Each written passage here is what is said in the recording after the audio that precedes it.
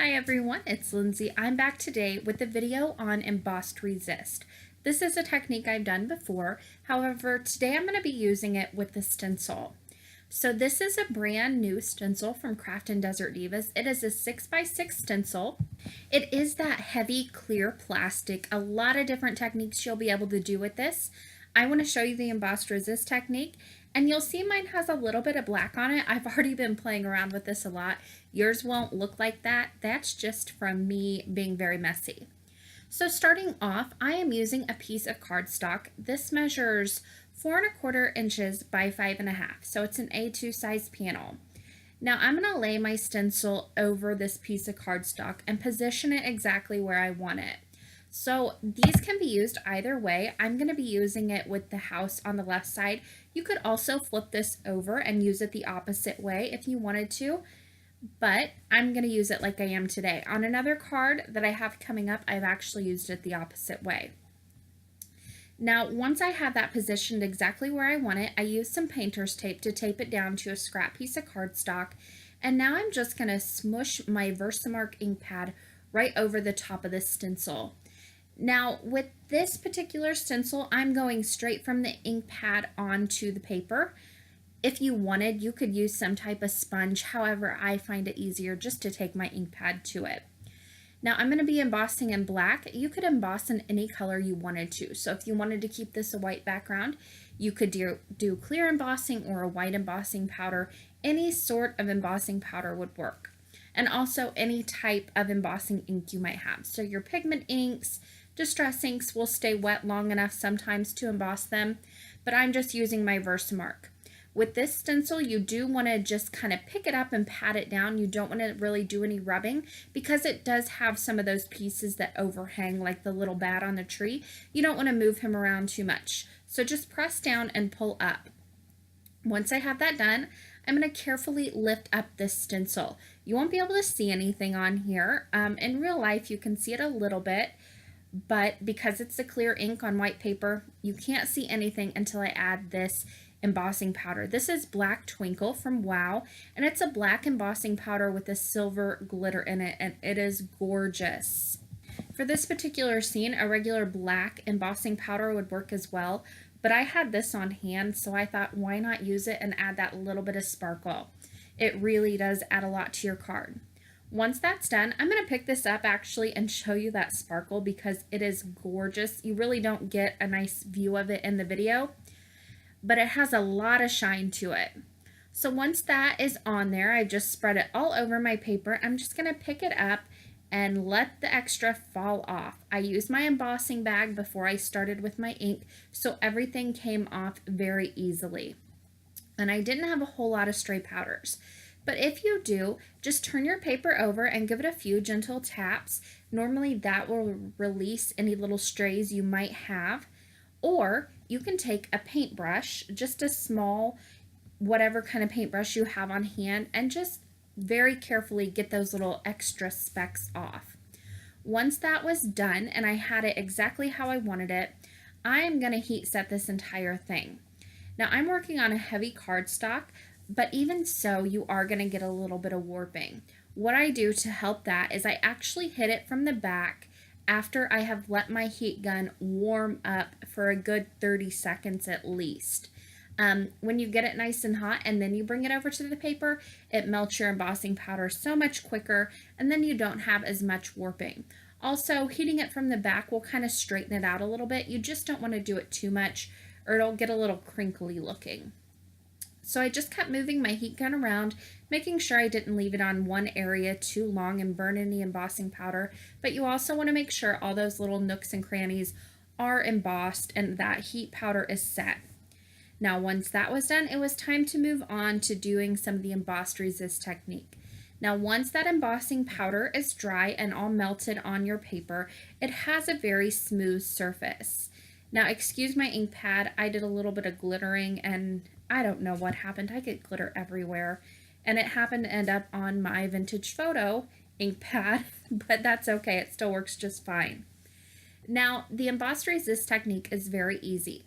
All you need to do is take your ink and color in those little white spaces that are left on your cardstock.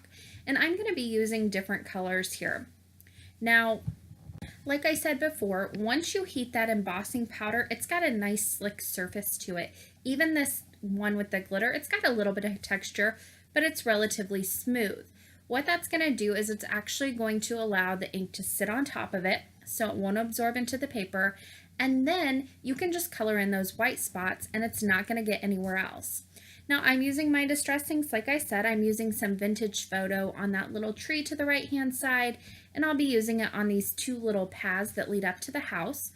Now for my masking off different areas, I'm just using mini post-it notes. Very quick and easy. You can use whatever you have on hand. Painter's tape would work. Even just scrap pieces of cardstock you could use. You don't even need anything sticky on the back. Just lay it over the top to make sure you've got it masked off and you're good to go. Now I'm also using some black soot for different areas. I used it on the little cat, and I'm going to use it on the entire house and on those two little bats.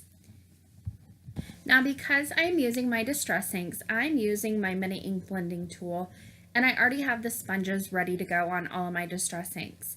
If you wanted to, you could use those little fantastic tools, and I do use those on little small portions of my images, or to fill in little spaces that I can't quite reach with my ink blending tool. Those are a really handy tool to have on hand, and I just keep one for each color. I use them with my chalks, my inks, different things. I can just wipe off the excess and then reuse it in another product. But if you don't have many ink blending tools and you want to use a different type of ink, you could use your finger to color this in. You could use those like mini sponge dauber types of things. You could use makeup sponges. Anything that you have on hand would work. Just you need to get the ink on the paper. And for this technique, any type of ink will work. Like I said before, I'm using my distress inks, and they are a dye ink. They stay wet a little bit longer than a traditional dye ink, but you could use dye inks, you could use pigment inks, you could use different types of acrylic paints if you wanted to. You could even use some watercolor on this if you're very careful to not get the paper too awfully wet. Now for the little pumpkin, I used a little bit of Spice Marmalade, which is an orange color, and then for my little moon, or the moon with the witch in the center of it, I'm going to use a few different colors. I'm using some mustard seed.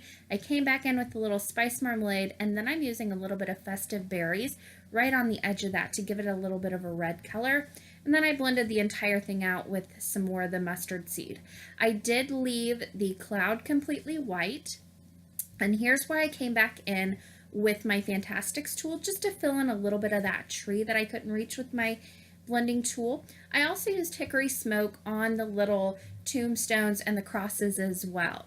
Now this stencil is a 6x6. It had a border around it, so I couldn't fit it on the entire 5.5 inch paper here, so I just trimmed off the ends of those, so it was one big scene on there. Now I'm going to go ahead and put some double-sided adhesive on the back of this and put it on an A2 top folding card base. Now because I did trim this down, it's not going to fit entirely on there, so I'll just trim down my card base once I get this on there. I'll line it up at the top and in the left-hand corner, and then I'll trim off the bottom and the right side of this card base. Very simple and easy to do.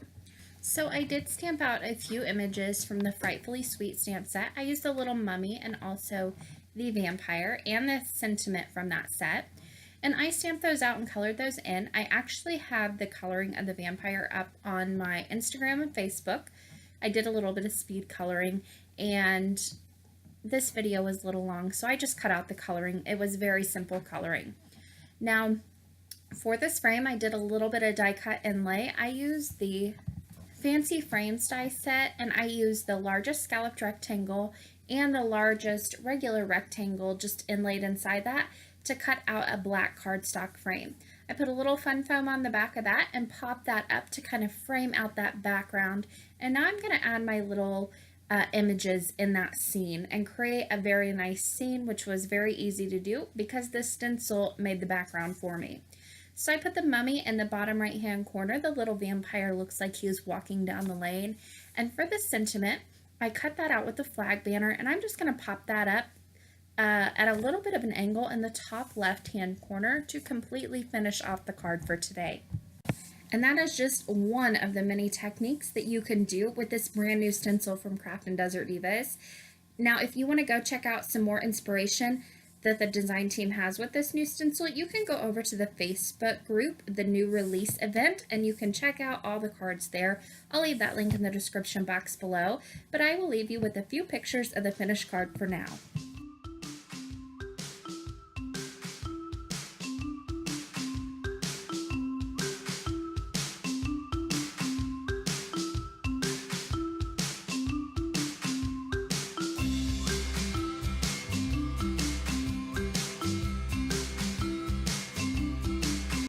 On the left side of your screen, you'll see a few different links you could click on. The top will take you to another video of mine you might enjoy watching. The bottom left will take you to my blog where you'll find the supply list for this card. And the bottom right will subscribe you to my channel. Thank you guys so much for watching today, and happy crafting!